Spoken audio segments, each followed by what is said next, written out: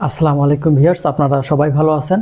আজকে আমরা জিএল থেকে পিএল এর দূরত্ব বা হাইট নির্ণয় করব। আপনাদের সামনে আমি একটা বিল্ডিং এর কলামের সেকশন এঁকেছি। আমরা এখন দেখব কতটুকু আমাদের ডিসটেন্স হবে এই জিএল থেকে পিএল পর্যন্ত। তো আমরা এই অংশটা আমরা লিখি জিএল, জিএল লেভেল অর্থাৎ গ্রাউন্ড লেভেল। এটা আমাদের গ্রাউন্ড লেভেল,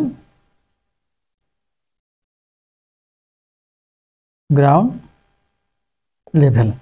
আমরা এই জিএল থেকে আমরা কতটুকু হাইটে পিএলটা দেব। আপনারা জানেন এই পিএল এর উপরে কিন্তু আমাদের বসবাস বা গাড়ি ঘোড়া যাই হোক এর উপরে থাকবে। তো আমরা অনেকেই এই জায়গাটা নিয়ে দ্বিধাদ্বন্দ্বে থাকি এবং অনেক জায়গায় যে ডিজাইনগুলো করা থাকে সেখানে কিন্তু এই মানটা অনেক সময় দেওয়া থাকে না। সেখানে লেখা থাকে যে ভেরিয়েবল, অর্থাৎ এই মানটা পরিবর্তন হয়। এই মানটা কেন পরিবর্তন হয়? এই মানটা পরিবর্তন হয় আপনার জায়গার উপরে।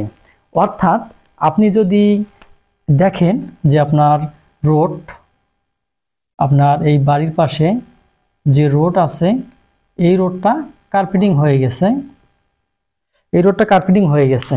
তো মনে রাখতে হবে যখনই এই রোডটা কার্পেটিং হয়ে গেছে এই রোড কিন্তু আর উঁচু হবে না। যদিও হয়ে থাকে সর্বোচ্চ 5 বছর পর 10 বছর পর সেটা 6 ইঞ্চি অথবা 2 ইঞ্চি 4 ইঞ্চি এইরকম উঁচু হয়ে থাকে। আবার অনেক সময় দেখা যায় যে রাস্তাগুলো কিন্তু উঁচু হয় না। যখন এই কার্পেটিং দেওয়া হয় তখন এটাকে ভেঙে দিয়ে আবার নতুন করে বেডটা রেডি করে কার্পেটিং করা হয়। এই কারণে রাস্তার এই লেভেলটা ঠিক থাকে। এই লেভেলটা যখন ঠিক থাকে তখন কিন্তু আপনার সেই হিসাবে ডিজাইন করে এই জিএল থেকে এই পিএল এর অংশটা নির্ণয় করতে হবে। পিএল আছে প্লিন্থ লেভেল, আমরা লিখতে পারি প্লিন্থ লেভেল। প্লিন্থ লেভেল, পিএলতে প্লিন্থ লেভেল, অর্থাৎ এই লেভেলে আমাদের যে বিল্ডিংগুলো থাকে এর উপরে আমরা চলাচল করি, এর উপরে আমরা গাড়ি রাখি। তো যাই হোক, আমরা নির্ণয় করব এই দূরত্ব। আমাদের এই দূরত্বটা আমরা কয় ফিট দেব, এখান থেকে এই দূরত্ব আমরা কয় ফিট দেব বা কত ইঞ্চি দেব। তো যাই হোক, আমার কথা হচ্ছে যে যখনই আপনার এই রোড লেভেলটা রাস্তা কার্পেটিং থাকবে বা পাকা রাস্তা থাকবে তখন কিন্তু আপনারা একরকমভাবে করবেন। আর যখন দেখবেন যে এই রাস্তাগুলো কাঁচা রাস্তা আছে তখন বুঝতে হবে যে ভবিষ্যতে যখন এই রাস্তাগুলো পাকা করা হবে বা কার্পেটিং করা হবে তখন কিন্তু এই রাস্তা উঁচু হয়ে যাবে। এই হিসাবে আপনাকে ডিজাইন করতে হবে। অর্থাৎ আপনি এমনভাবে ডিজাইন করলেন, যদি আপনি এই জিএল থেকে পিএলটা এক ফিট রাখলেন, 1 ফিট রাখলেন, দেখলেন যে এই রাস্তাটা যখন কার্পেটিং হয়ে গেল তখন কিন্তু আপনার পিএল থেকে এই রাস্তাটা উপরে চলে গেল।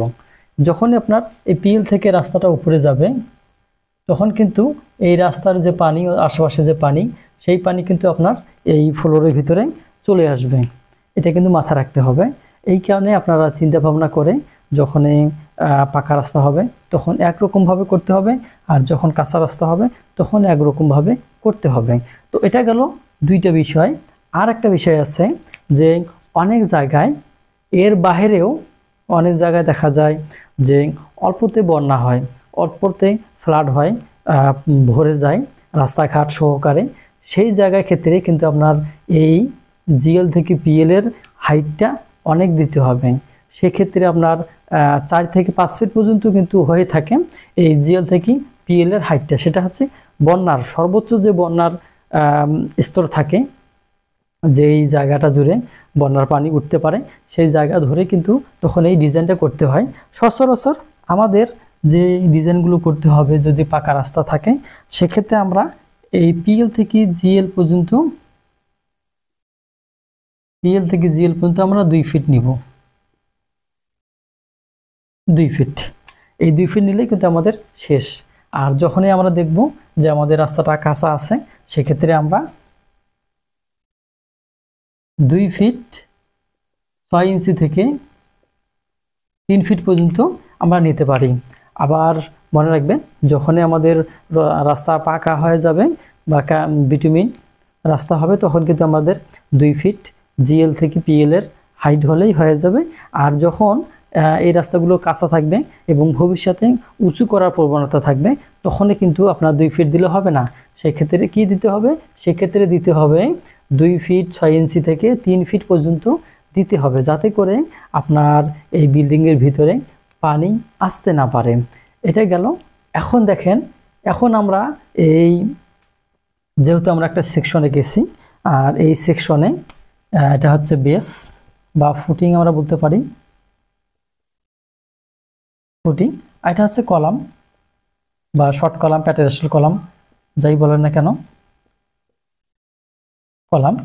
এরপরে আমরা এই জায়গায় কোথায় গ্রেড বিম দেব? গ্রেড বিম দেওয়ার একটা বিশেষ একটা জিনিস আছে, তা হচ্ছে যে আপনারা যখন ড্রয়িং দেখবেন তখন দেখবেন যে আপনার গ্রেড বিমটা কোথায় দেওয়া আছে। অনেক সময় গ্রেড বিমটা এইখান থেকে এই জিএল থেকে এখানে দেওয়া থাকে গ্রেড বিম, এখানে দেওয়া থাকে গ্রেড বিম। এরপরে গ্রেড বিমের উপরে যেহেতু আমাদের 2 ফিট কি আছে, 2 ফিট যেহেতু আমাদের হাইট আছে, তো আমরা এই 2 ফিট পর্যন্ত 10 ইঞ্চি গাঁথুনি দিতে হবে। মনে রাখতে হবে, যেহেতু আমরা পিএল পর্যন্ত যাব, আর পিএল এর এই মাটিটাকে বা ভর মাটিটাকে ধরে রাখার জন্য আমরা চতুর্দিকে এই 10 ইঞ্চি গাঁথুনি দিয়ে রাখবো, যাতে করে ভিতরের যে আমাদের ভরাট বালি বা মাটি সেটা বের হতে না পারে। এবং অনেক সময় দেখা যায় যে এই গ্রেড বিমটা আমার এখানে জিএল থেকে এইখানে আমাদের এখানেও হতে পারে, এখানে কিন্তু হতে পারে। তখন দেখবেন যে এখান থেকে কতটুকু গ্যাপ থাকে আপনার পিএল পর্যন্ত, ততটুকু পর্যন্ত আপনাকে কি দিতে হবে? ইটের গাঁথুনি করে দিতে হবে, যাতে করে ভিতরে মাটিটা বের হতে না পারে। আর আপনারা জানেন আমরা একটা কলাম, যদি এই কলামটার যে কোনো সাইজ হতে পারে,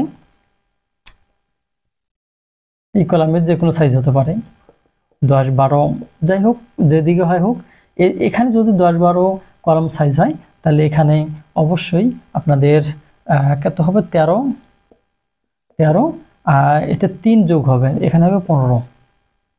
অর্থাৎ যখনই এই মাটির নিচে ফুটিং হবে তখনই সেটার জন্য আপনাকে 3 ইঞ্চি, অর্থাৎ 3 ইঞ্চি এদিকে, 3 ইঞ্চি এদিকে বেজের এবং কলামের জন্য আপনাকে ক্লিয়ার নিতে হবে। ক্লিয়ার এটির জন্য নিতে হবে যে যেহেতু মাটির নিচে থাকবে, সেহেতু এই রডটা যেন 3 ইঞ্চি ভিতরে থাকে সব দিক দিয়ে, তলার দিক দিয়ে এবং 2 সাইডে যে থাকে, এইভাবে কিন্তু আপনাকে ডিজাইনটা করতে হবে। আপনার এইভাবে ডিজাইনটা করতে হবে। এখানে 3 ইঞ্চি, এখানেও 3 ইঞ্চি, আমি সে একটা দিয়ে দিলাম। এইভাবে আপনার ডিজাইনগুলো থাকবে। আর এখানে থাকলো উপরে আপনার এখান থেকে 1.5 ইঞ্চি কভার,